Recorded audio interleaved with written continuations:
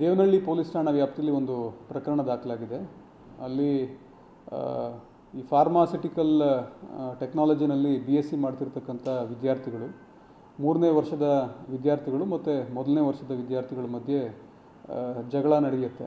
ಸುಮಾರು 30 ಜನ 3ನೇ ವರ್ಷದ ವಿದ್ಯಾರ್ಥಿಗಳು ಯಾರಿದ್ರು ಅಂದರೆ ಥರ್ಡ್ ಇಯರ್ ಸ್ಟೂಡೆಂಟ್ಸ್, ನರ್ಸಿಂಗು ಮತ್ತು ಈ ಫಾರ್ಮಾ ಟೆಕ್ನಾಲಜಿದು BSc. ಸೊ ಅವರು ಸೇರಿಕೊಂಡು ಮೊದಲನೇ ವರ್ಷದವ್ರಿಗೆ ರ್ಯಾಗಿಂಗ್ ರೀತಿ ಮಾಡಲಿಕ್ಕೆ ಅಂತಂದು ಹೋಗಿ ಅವ್ರಿಗೆ ಹಲ್ಲೆ ಕೂಡ ಆಗಿದೆ. ಅದರಲ್ಲಿ 2 ಸ್ಟೂಡೆಂಟ್ಸು, ಆಮೇಲೆ 2 ಅಲ್ಲಿ ಲೋಕಲ್ ಪಬ್ಲಿಕ್ ಕೂಡ ಇರ್ತಾರೆ, ಅಂಥವ್ರಿಗೂ ಕೂಡ ಇಂಜುರಿ ಆಗಿದೆ. ಸೊ ಈ ಪ್ರಕರಣಕ್ಕೆ ಸಂಬಂಧಪಟ್ಟಂತೆ FIR ಕೂಡ ನಾವು ದಾಖಲು ಮಾಡಿದ್ದೀವಿ. 3 ಜನ ಆರೋಪಿತರನ್ನು ಕೂಡ ನಾವು ಅರೆಸ್ಟ್ ಮಾಡಿ ಜುಡಿಷಿಯಲ್ ಕಸ್ಟಡಿ ಕೂಡ ಆಗಿದೆ. ಸರ್, ರ್ಯಾಗಿಂಗ್ ಮಾಡೋ ಸ್ಟೂಡೆಂಟ್ಸ್ಗಳಿಗೆ ಕಾನೂನು ಬಗ್ಗೆ ಸ್ವಲ್ಪ ಇದು ಎಲ್ಲರಿಗೂ ಕೂಡ ತಿಳಿದಿರುತ್ತೆ. ಈಗಾಗಲೇ ರ್ಯಾಗಿಂಗ್ ಮಾಡ್ತಕ್ಕಂಥದ್ದು ಕಾನೂನಿನ ಪ್ರಕಾರ ಶಿಕ್ಷಾರ್ಹ ಅಪರಾಧ ಆಗಿರುತ್ತೆ.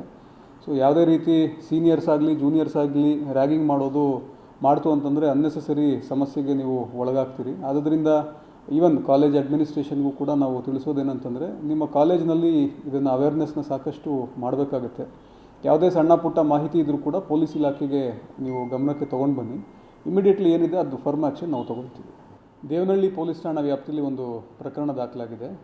ಅಲ್ಲಿ ಈ ಫಾರ್ಮಾಸ್ಯೂಟಿಕಲ್ ಟೆಕ್ನಾಲಜಿನಲ್ಲಿ BSc ಮಾಡ್ತಿರ್ತಕ್ಕಂಥ ವಿದ್ಯಾರ್ಥಿಗಳು, 3ನೇ ವರ್ಷದ ವಿದ್ಯಾರ್ಥಿಗಳು ಮತ್ತು ಮೊದಲನೇ ವರ್ಷದ ವಿದ್ಯಾರ್ಥಿಗಳ ಮಧ್ಯೆ ಜಗಳ ನಡೆಯುತ್ತೆ.